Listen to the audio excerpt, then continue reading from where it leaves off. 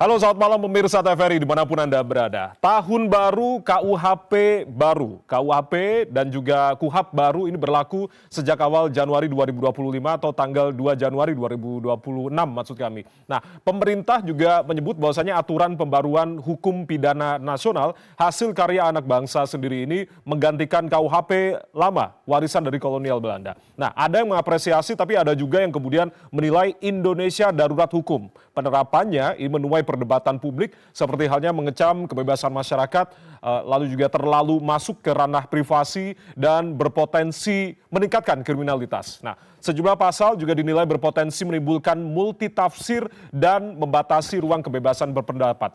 Pemerintah juga menegaskan bahwasanya pasal-pasal di dalam KUHP baru ini telah dirumuskan dengan prinsip kehati-hatian. Tidak dimaksudkan untuk membungkam kritik, melainkan juga menjaga martabat negara dan juga ketertiban umum. Nah, merespon hal itu, sekelompok mahasiswa dan juga pegiat demokrasi ini mengajukan uji materi ke Mahkamah Konstitusi. Lantas, apakah kekhawatiran publik ini beralasan? Sejauh mana kemudian KUHP dan juga KUHAP baru ini berpotensi mengacam ruang kritik dan juga kebebasan sipil, dan bagaimana pula nanti implikasi bagi demokrasi ke depan. Kita akan bahas dalam arah angin edisi malam hari ini, wajah baru KUHP dan juga KUHAP. Di malam hari kita sudah bergabung bersama dengan sejumlah narasumber yang hadir di Studio 7 TVRI. Kita akan sapa satu persatu. Di sebelah kiri saya ada Prof. Gayus Lumbunan, pakar hukum pidana. Prof. Gayus, terima kasih sudah bergabung malam hari ini. Salam sehat Prof. Gayus. Salam sehat, selamat malam. Selamat malam. Dan juga ada Bang Julius Ibrani, Ketua PBHI. Bang Julius, selamat malam, salam sehat. Malam Anto, terima kasih. Baik, terima kasih sudah hadir. Sebelah kanan saya ada Bang Albert Aris, anggota tim penyusun KUHP atau tim ahli KUHP nasional. Bang Albert, selamat malam, salam sehat. Selamat malam, baik. salam sehat Mas Terima Jaya. kasih sudah hadir malam hari ini. Saya langsung ke Bang Albert, karena ini yang kemudian menjadi pertanyaan di tengah publik begitu. Apakah benar-benar ini sudah menerapkan meaningful participation gitu, karena memang sebetulnya suara-suara dari masyarakat sipil ini juga menjadi masukan yang sangat penting begitu. Apakah benar-benar dalam pembahasannya kemarin dilibatkan begitu, karena sebagian orang menilai jangan-jangan ini manipulatif participation karena banyaknya masukan dari masyarakat, lalu juga ada multitafsir dari beberapa pasal. Bagaimana kemudian dari tim ahli menilai, Bang Ardi? Ya. Pertama-tama saya perlu menyampaikan bahwa mungkin nih Undang-Undang Nomor 1 Tahun 2023 tentang KUHP nasional adalah satu-satunya undang-undang yang paling meaningful participation. Paling meaningful? Ya, mengapa saya katakan penyusunan dan pembahasan KUHP nasional ini paling meaningful? Karena dipenuhi hak untuk didengar, hak untuk dijelaskan, dan juga hak untuk dipertimbangkan masukannya. Nah, tetapi memang menyusun KUHP di negeri yang multi etnis, multi religi, multicultural itu tidak mudah. Jadi yang dihadirkan dalam KUHP nasional adalah ide dasar keseimbangan, bagaimana memastikan adanya keseimbangan. Keseimbangan antara kebebasan berekspresi dan berpendapat, dan juga ada hak orang lain untuk dihormati martabat dirinya, termasuk juga kebebasan ruang privat masyarakat, dan juga siapa yang berhak untuk memproses hukumnya. Oke, artinya Bang Albert, ketika terjadi perdebatan di publik, ada KUHP dan KUHAP baru ini, sehingga pada akhirnya muncul ada beberapa yang kemudian juga mengajukan uji materi ke Mahkamah Konstitusi. Ini kurangkah sosialisasi atau sebenarnya seperti apa? Atau memang draft waktu saat pembahasan memang beberapa kita susah untuk mengakses? Apakah itu juga menjadi kendala sehingga pada akhirnya ketika ini sudah diterapkan 2 Januari muncullah ke publik begitu reaksinya? Iya, kalau kita bicara KUHP, sosialisasi dan diseminasinya itu saya pikir sudah cukup masif ya, sudah cukup banyak. Lama kan prosesnya ini? Prosesnya cukup lama, bahkan ada masa transisi 3 tahun untuk grace period di mana ada daya ikat dan daya laku. Daya ikatnya 2023, daya lakunya 2026. Nah, bicara tentang KUHP tadi di uji materi ke Mahkamah Konstitusi, kami pikir itu sangat baik adanya. Ya, kami menghormati pandangan berbeda dari masyarakat sipil, dari rekan-rekan Mas Julius misalnya untuk mengajukan judicial review. Saya pikir itu adalah hal yang baik. Nanti kita lihat sejauh mana KUHP itu dianggap bertentangan dengan konstitusi kita. Apakah memang sebaliknya menurut MK ini adalah open legal policy untuk memastikan adanya ketertiban umum yang lebih baik ke depannya? Karena satu hal yang terpenting tadi saya menyampaikan bahwa kritik itu sama sekali tidak dikriminalisasi dan juga tidak dipidana. Oke, kritik Menurut tidak KUHP dikriminalisasi dan tidak nasional. dipidana. Nanti kita akan turunkan di beberapa pasal begitu ya terkait dengan penghinaan dari presiden, wakil presiden, lembaga tinggi negara, pimpinan lembaga tinggi negara. Tapi yang kemudian menarik juga adalah pemerintah mengatakan ini adalah produk dari anak bangsa, dekolonisasi, artinya apakah kemudian adakah banyak sekali pasal-pasal yang mungkin ini berbeda dengan peninggalan kolonial Belanda kemarin? Saya pikir sangat berbeda. Dan kalau bicara ada yang mengaitkan misalnya katakanlah KUHP nasional itu materi muatannya seperti Hatzai Artikelen di pasal 154. Ya. Malam hari ini saya mau pastikan sangat berbeda. Apa yang berbeda? Ya contoh aja misalkan, kita bicara tentang pasal penghinaan terhadap presiden ya, yang sebelum diatur dalam pasal 134 KUHP lama, Ya.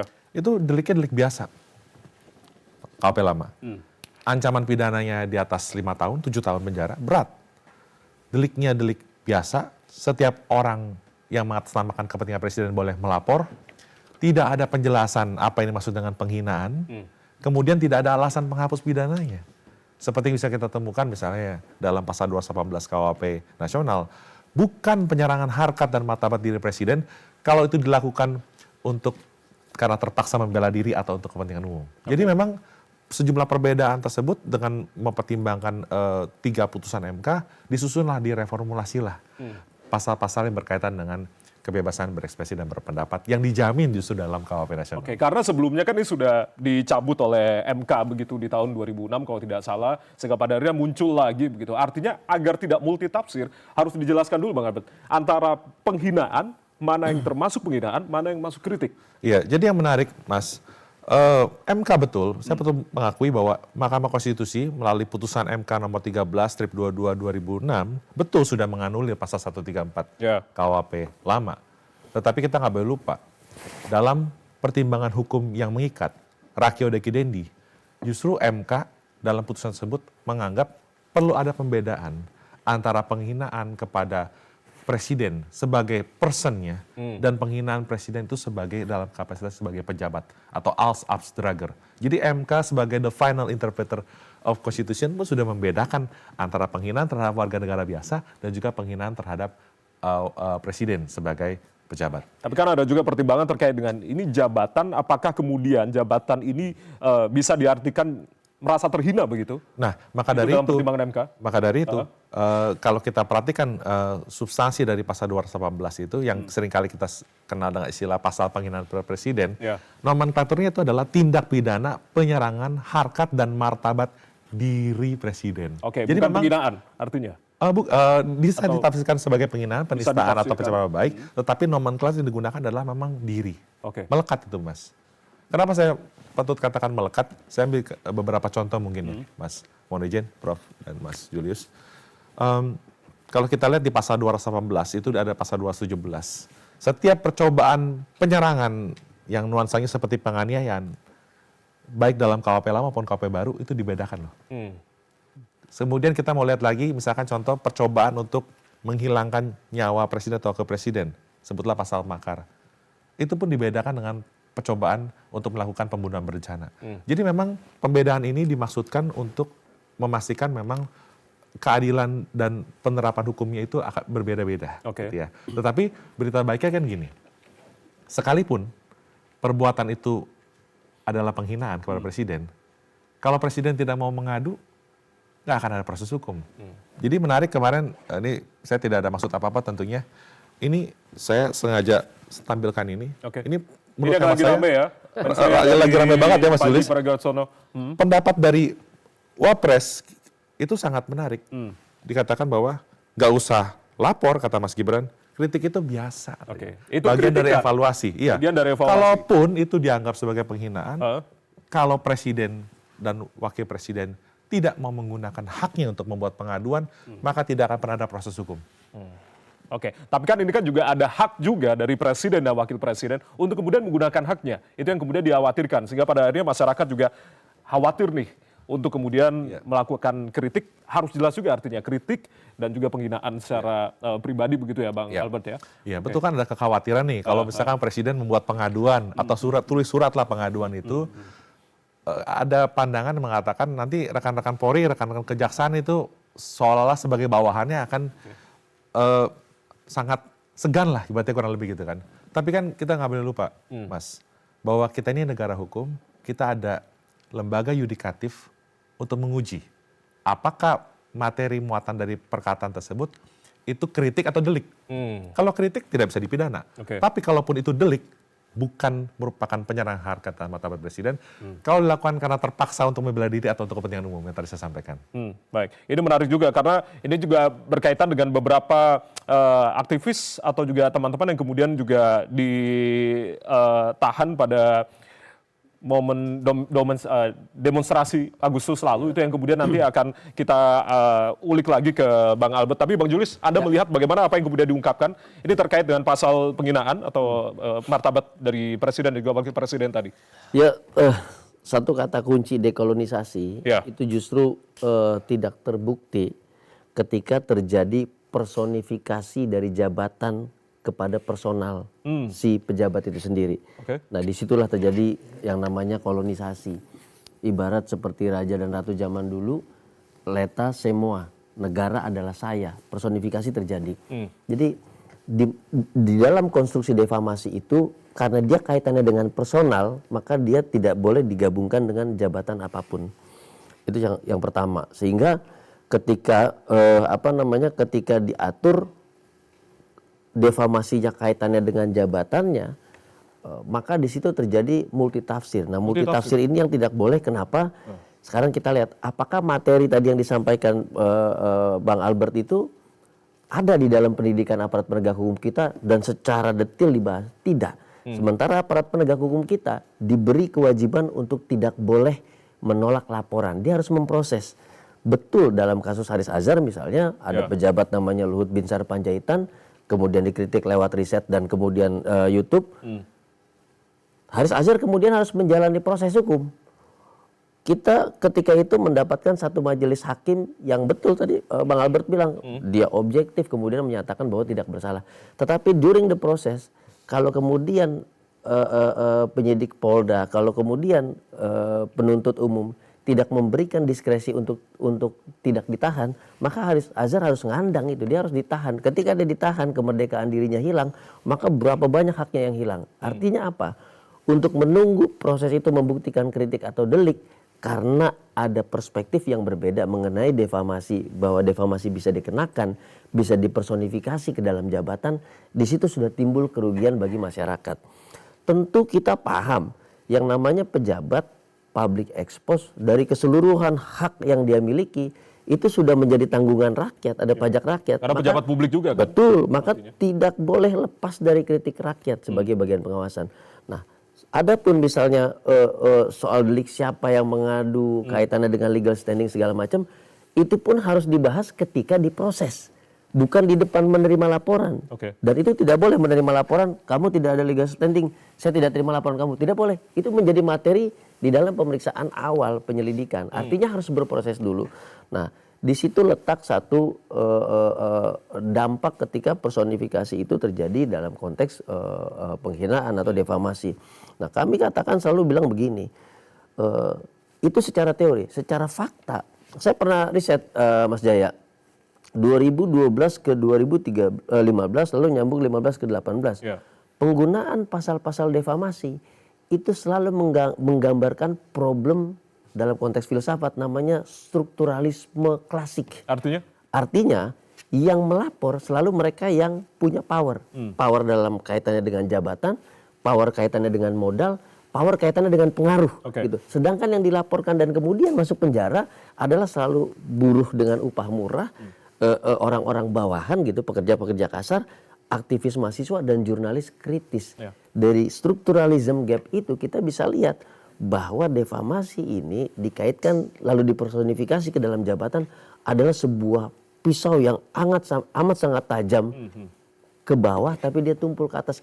Ini konteks yang saya pikir kalau tadi dibilang meaningful participation, saya setuju dalam konteks kuantifikasi setuju. Pak Bang Albert keliling Indonesia nih ke kampus-kampus, saya setuju. Tetapi dalam hal perspektif dalam hal experience. Nah ini yang belum kami rasa diakomodasi. Karena kami di grassroots, di akar rumput merasakan pedang itu di bagian tajamnya.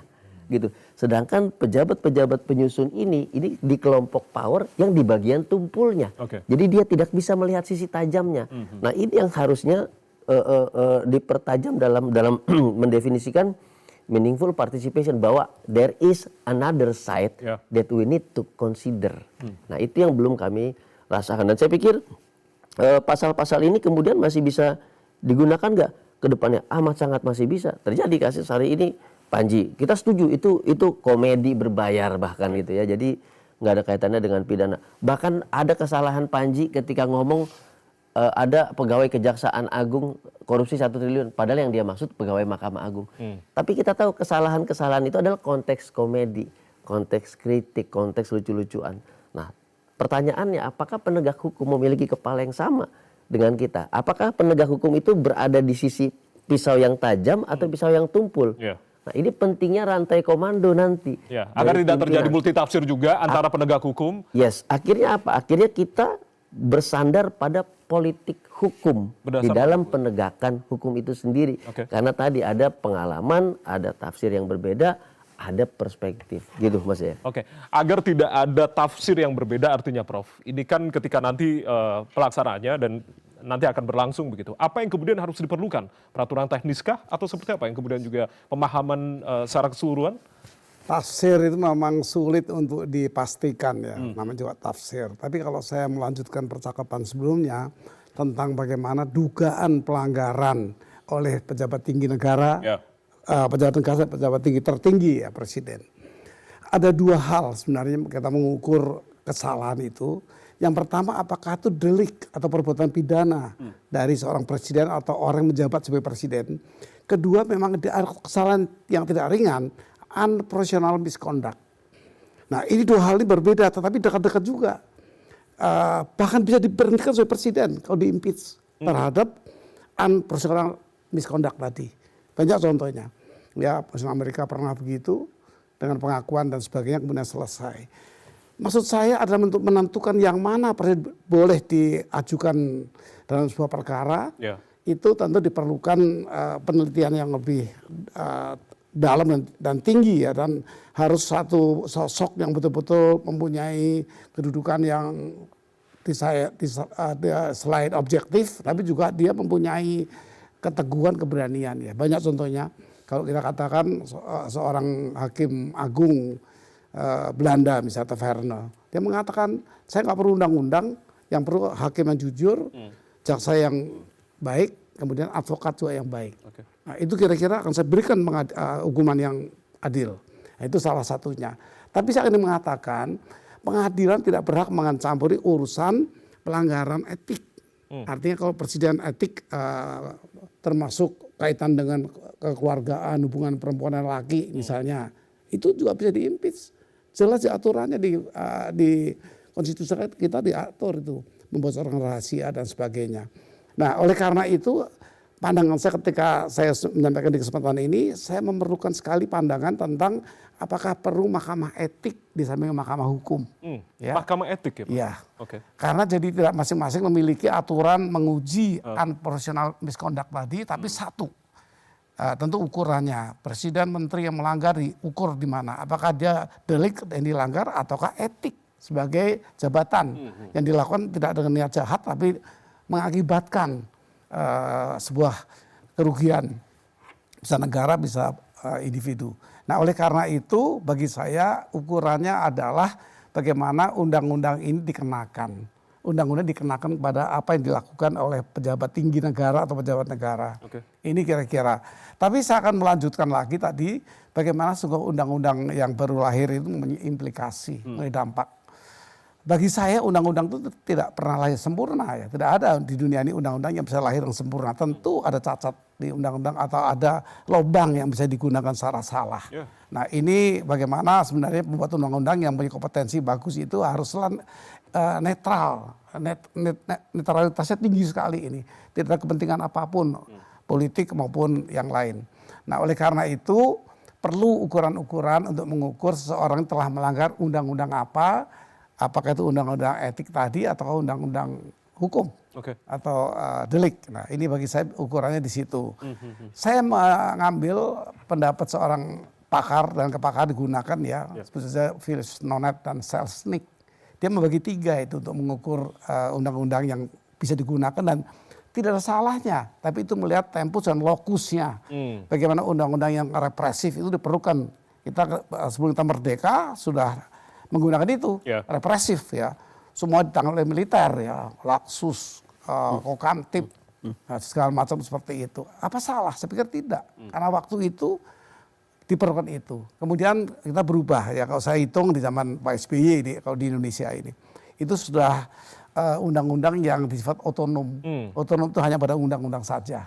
Tapi ini nggak cukup kalau mengukur pakai teori Nonet dan Selznick tadi, yaitu responsif. Undang-undang itu harus responsif, yang diusulkan oleh masyarakat untuk mengatur dirinya, untuk mengatur seluruh masyarakat. Nah ini mungkin diperlukan, saya bagi 2 tadi. Apakah undang-undang ini nanti mengatur mengenai etik atau mengenai delik? Itu kira-kira pandangan saya seperti itu. Nah, apa upaya pemerintah hari ini? Implikasi telah timbul berbagai cara, bahkan ada ide mau menguji materi. Nah, saya pikir pemerintah wajib membentuk beberapa tim untuk menyikapi implikasi ini supaya responsif itu muncul. Sebenarnya maunya macam apa sih? Ketika saya di DPR itu kita mempunyai hari yang untuk merespon aspirasi masyarakat. Kita sebut dengan kata yang agak lucu, hari jaring asmara, menjaring aspirasi masyarakat. Itu hari Selasa itu. Seru Prof singkatannya ya. Itu hari Selasa. Nggak tahu sekarang Komisi 3. Dulu saya 2 periode di situ. Jadi saya menggunakan itu untuk hari Selasa. Apa sih kalau teori Philips tadi digunakan, yaitu merespon maunya masyarakat itu buat undang seperti apa. Itu kita buat, dibentuk di DPR seperti itu kemauan masyarakat. Artinya pemerintah harus responsif, segera responsif, mengingat banyak sekali masyarakat yang kemudian mengajukan uji materi. Saya akan minta tanggapan usai jeda ke Bang Albert seperti apa tolak ukur yang jelas, dan juga kemudian tadi Bang Julius juga tentunya menyoroti beberapa hal. Usai jeda, saudara, kita akan kembali tetap bersama kami di Arah Angin TVRI, kami kembali saat lagi.